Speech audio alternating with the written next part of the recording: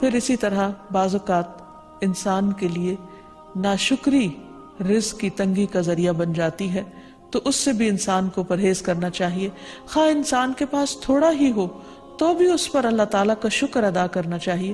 کیونکہ اللہ تعالیٰ کا وعدہ ہے لَإِن شَكَرْتُمْ لَأَزِيدَنَّكُمْ، اگر تم شکر ادا کرو گے تو میں تمہیں اور زیادہ عطا کروں گا. کیونکہ ہر انسان جس کے پاس جتنا بھی ہے وہ عموماً کمی کا رونا روتا رہتا ہے. اسی لیے ہمیں یہ سکھایا گیا ہے کہ رزق کے معاملے میں ہم یعنی دنیاوی معاملات میں اپنے سے نیچے والوں کو دیکھیں کہ ان کے پاس کیا ہے. تو انسان کے پاس جو کچھ بھی ہو انسان اس پر راضی ہو سکتا ہے، مطمئن ہو سکتا ہے،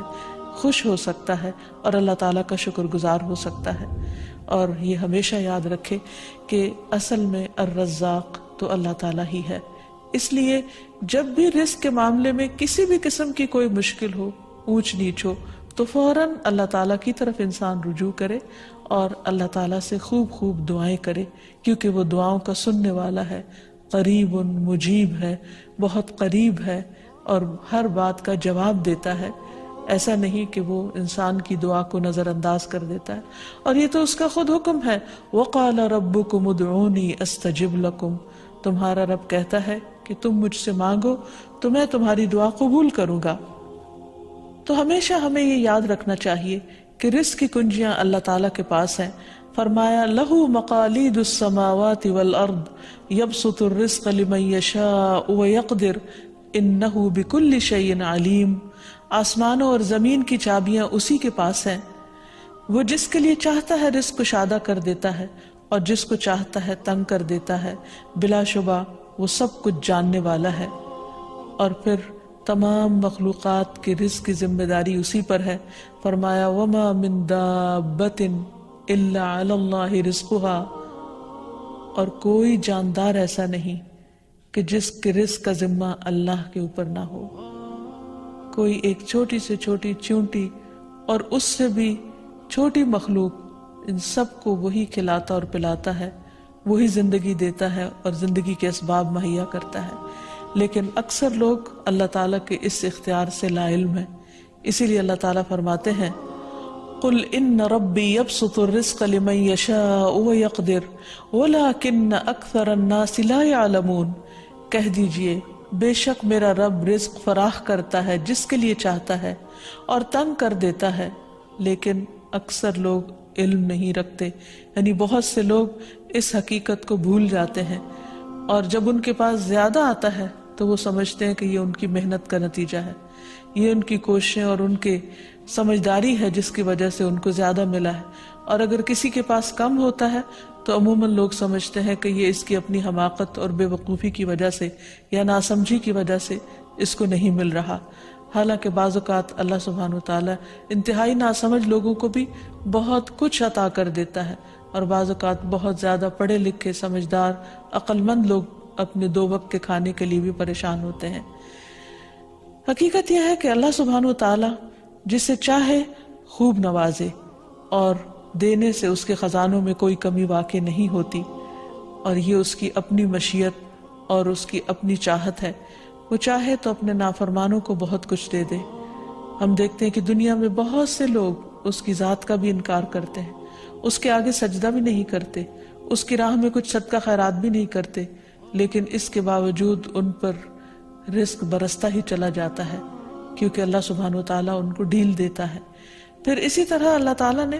ہر ایک کا چونکہ رزق مقرر کر رکھا ہے، تو جن کے حصے میں زیادہ دیا یا زیادہ رکھا ہے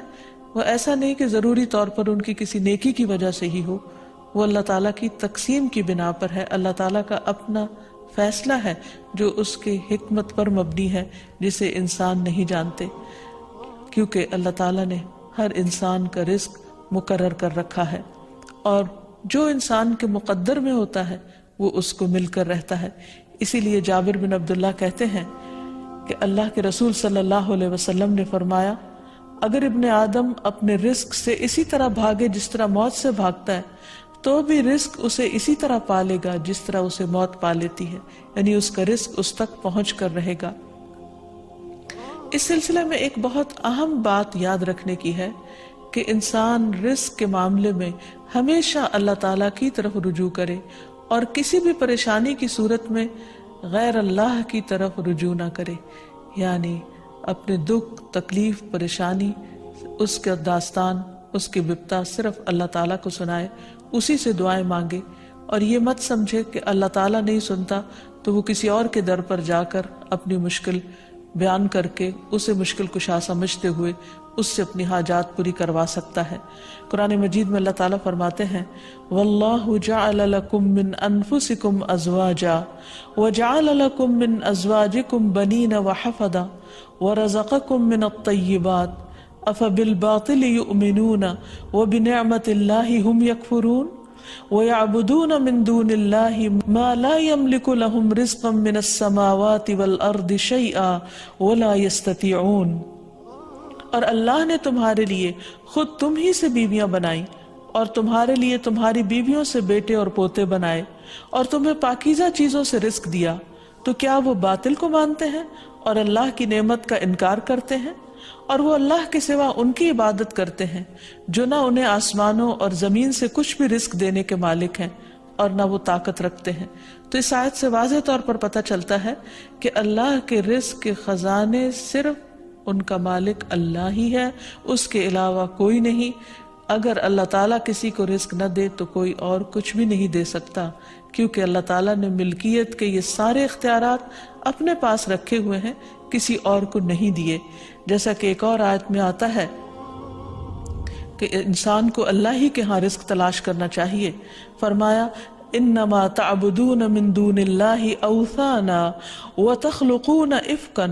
ان الذین تعبدون من دون اللہ لا يملكون لكم رزقا فابتغوا عند الله الرزق واعبدوه واشكروا له الیہ ترجعون۔ تم اللہ کے سوا چند بتوں ہی کی تو عبادت کرتے ہو اور تم سراسر جھوٹ گھڑتے ہو، بلا شبہ اللہ کے سوا جن کی تم عبادت کرتے ہو تمہارے لیے کسی رزق کے مالک نہیں، سو تم اللہ کے ہاں ہی رزق تلاش کرو اور اسی کی عبادت کرو اور اس کا شکر کرو، اسی کی طرف تم لوٹائے جاؤ گے، یعنی اسی نے تمہیں پیدا کیا،